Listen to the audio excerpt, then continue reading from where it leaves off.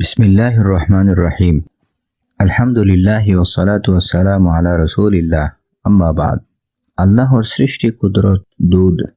মানুষ বুদ্ধিমান বুঝে, মানুষ অন্তর্ধারী আবেগ আছে, মানুষ সশরীরী চলাচল করে। বুদ্ধিমত্তার খাদ্য জ্ঞান, অন্তরের খাদ্য প্রীতি এবং শরীরের খাদ্য খাবার ও পানি। শ্রেষ্ঠত্ব হচ্ছে সবাইকে মূল্যায়ন করা, আর অন্যায় হচ্ছে একটিকে প্রাধান্য দিয়ে অন্যগুলোকে গুরুত্ব না দেয়া। বিশাল এই বিশ্বজগতে আল্লাহ তাআলা কত কিছু সৃষ্টি করে রেখেছেন, সবগুলো গুণে শেষ করতে পারবেন না। সৌরজগতের দিকে তাকালে দেখা যায় অসংখ্য অগণিত তারা ও গ্রহ, কোটি কোটি তারা, গ্রহ ও নক্ষত্র লক্ষ লক্ষ মাইল দূরে অবস্থিত। কত তারা আমাদের উপর দিয়ে চলে, আমরা তা দেখি না। আল্লাহ তাআলা কেন এসব সৃষ্টি করলেন? উত্তর, যেন মানুষ সেগুলো নিয়ে চিন্তা ভাবনা করে। কোরআন শরীফে প্রায় 1000 খানিক আয়াতে আল্লাহ তাআলা সৌরজগতের ব্যাপারে আলোকপাত করেছেন, যেন মানুষ তা নিয়ে ভাবে আর সত্যের সন্ধান পায়।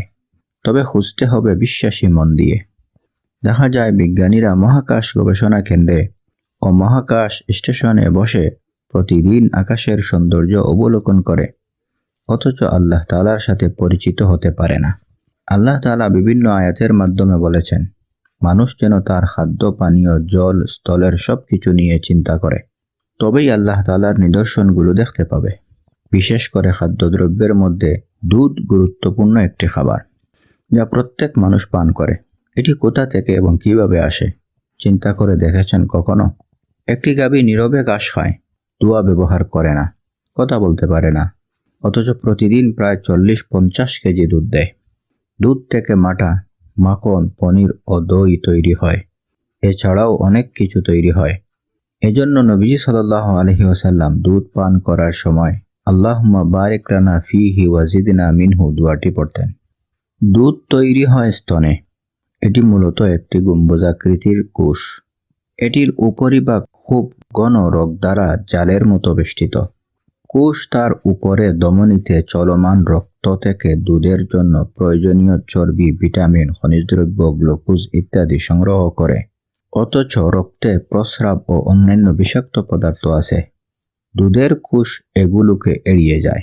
কথাটি আল্লাহ তাআলা কোরআন শরীফে বর্ণনা করে বলেন, তোমাদের জন্য চতুষ্পদ প্রাণীর মধ্যে শিক্ষণীয় বিষয় রয়েছে। আমি তোমাদেরকে তাদের পেট থেকে, রক্ত ও মূত্রের মাঝখান থেকে পানকারীদের জন্য পরিচ্ছন্ন ও স্বচ্ছ দুধ বের করে দেই। জার্মানির একজন বিজ্ঞানীর ঈমান আনার কারণ ছিল গাভী। কেননা গাভী তার বাচ্চাকে দুধ খাওয়ায়, মানুষকে দুধ দেয়। দুধ থেকে কত কিছু তৈরি হয়। দুধের কোষগুলো তার উপরে ধমনীতে চলমান রক্ত থেকে দুধ তৈরির দ্রব্যাদি সংগ্রহ করে তার ভিতরে নিয়ে দুধ তৈরি করে, অতঃপর ফুটা ফুটা করে তার নিচে স্তনে দুধ জমা করে।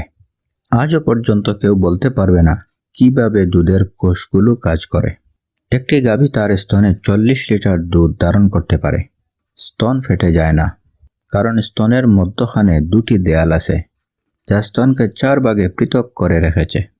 যদি একটি গাভীর স্তনের 4 বুটা থেকে 4 ভাই পৃথকভাবে দুধ দোহন করে, তাহলে সমান 4 ভাগের 1 ভাগ দুধ প্রত্যেকে পাবে।